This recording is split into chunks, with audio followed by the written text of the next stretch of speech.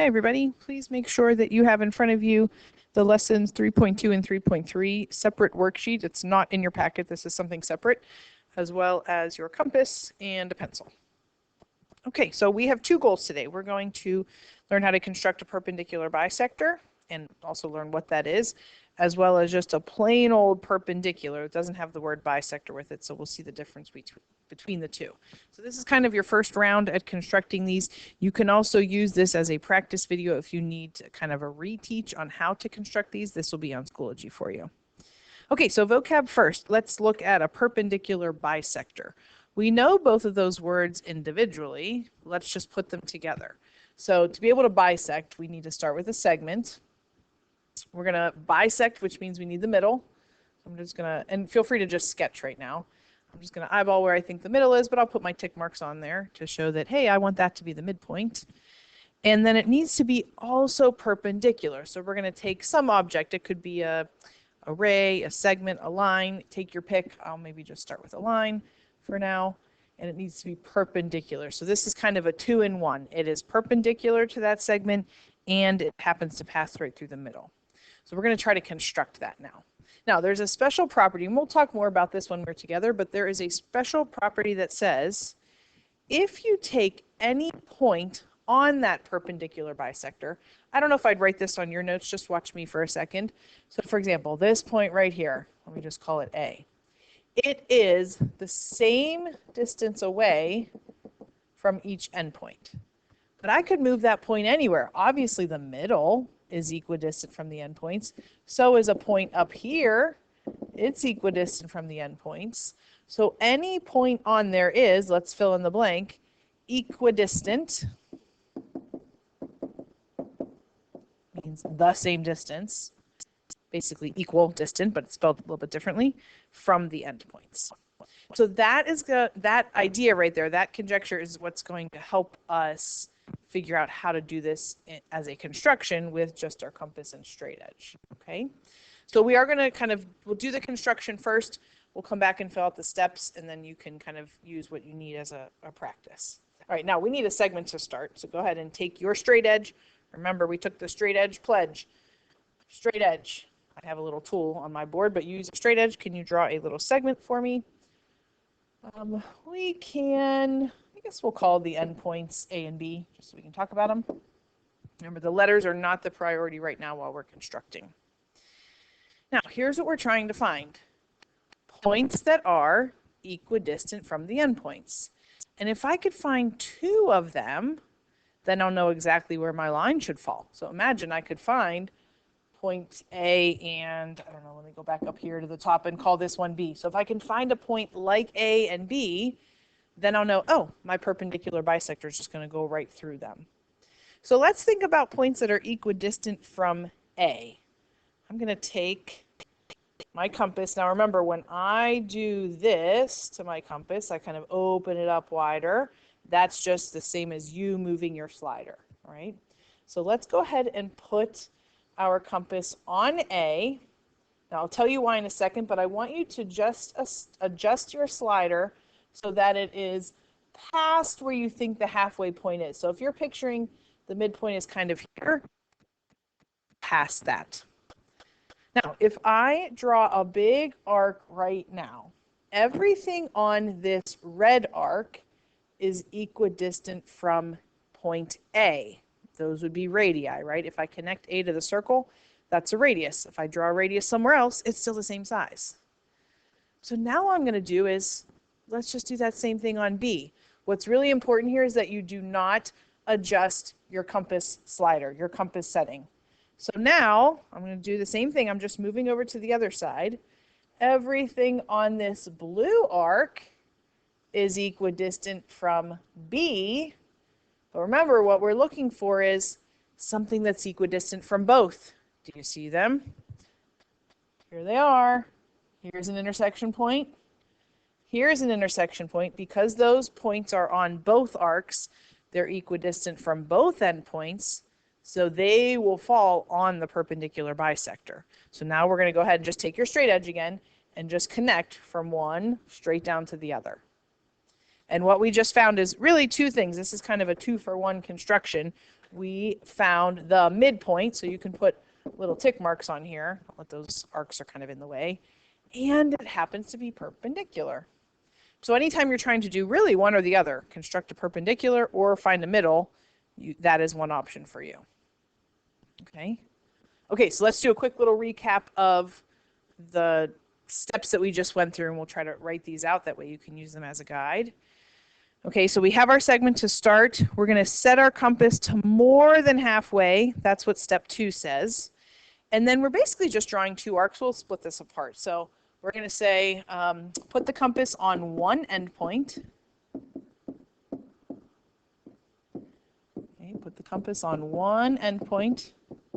Draw a large arc.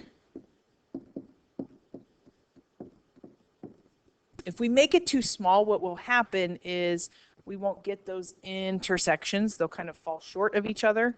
So bigger is better in this case. Think like semicircle almost.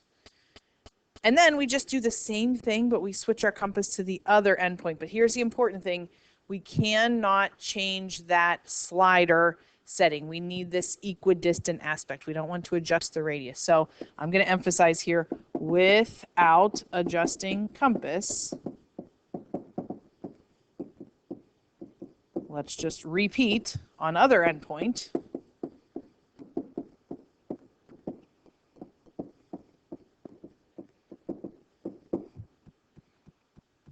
And then what you should get are 2 nice, clear intersection points. If you don't, go back and see what happened. There's a couple things that can happen. Either one, your arcs were a little bit too small and they didn't run into each other. Just go back and make them longer or make them bigger, more of a circle. Or if you didn't do this more than halfway thing, let me just sketch kind of what happens here. You'll get arcs that kind of look like this. That just means you didn't go far enough to begin with. Okay, so just go back and readjust your compass setting initially.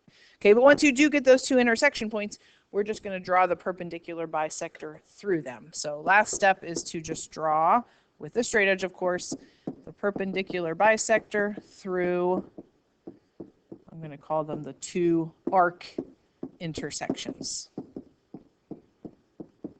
And we get our perpendicular bisector. 2 and 1, 2 for 1. Now we're going to give these goofy names. I'll remind you of this tomorrow, but sometimes if we say construct a perpendicular bisector, you go, huh? What is that again? We're going to give goofy names to kind of go along with the image, like what you see. This one we're going to call the fish, like F-I-S-H, fish. Do you see it? It kind of has 2 tails, but it kind of looks like maybe like a little fish you would draw, that really simple one. I know it's silly, but it will just give you that image, that visual.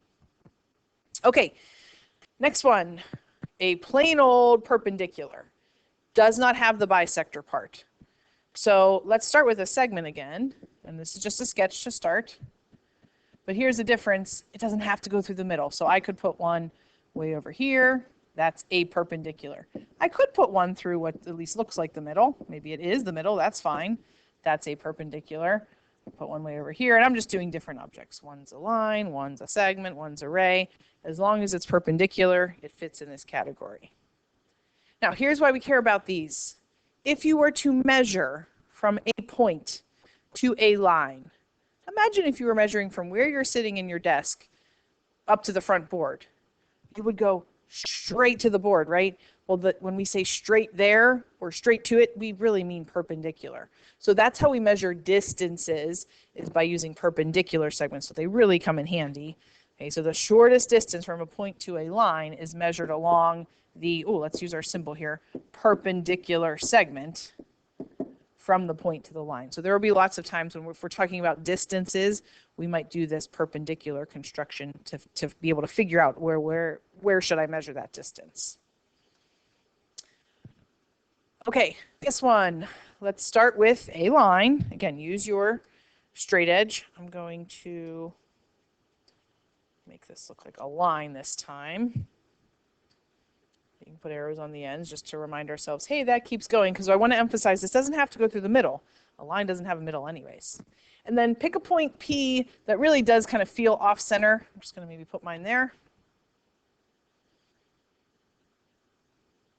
Now, this one's a little bit different, and I think for today, I just want to walk through the steps with you. They're easy enough to follow. Tomorrow, when we're together, we'll talk through the why does this really work, because that might require some Q&A together, so we'll hold off on that, okay? All right, so let me grab my compass from up here. And the first step, if you read, well, step 1 we did. Step 2, we're going to put, really the only logical place to start with the compass right now is on point P. So go ahead and put your center on P. And then we're going to extend, now you're moving your slider, remember, so that that slider hole is just a little bit below the line. This is not far enough, just go a little bit below. If you go too far below, I'll show you what happens. It's fixable, but it just is a little bit frustrating. Now we're going to draw a nice big arc. We want 2 intersection points to show up. If you went a little too far below the line, let's say down here, and you drew something like this, and you go, oh, darn it, I only got 1 intersection. Remember, it's a line. Just take it and make it a little bit longer. Or go back and just put your compass a little closer to the line. So I'm going to keep mine where I had it initially. I'm going to keep it close to the line, but it's easily fixable. All right, but we do need to get those 2 intersections. Let's just call them Q and R. Why don't we write the steps as we go this time, okay? So compass goes on P. We drop a little bit below the line. We are going to draw an arc. Draw an arc that intersects the line twice. And just so we can reference our diagram here, I'm going to say, let's label those points Q and R. When you're doing this on your own, you don't have to label them anything. They're just so we can talk about them. Now, when we get arc intersection points to show up, we almost always do something from them. So let me give you just a smidge of the why, kind of what's going on in the background here. We're going to try to find a point that's the same distance from Q and R. We actually already have one, it's P. But if we could just find another one, we'll know where to draw that last line. So put your compass on Q. You're welcome to move the slider right now if you want. And I'm going to draw a little arc below. Okay, so I've got this blue one here. Everything on my blue arc is equidistant from Q.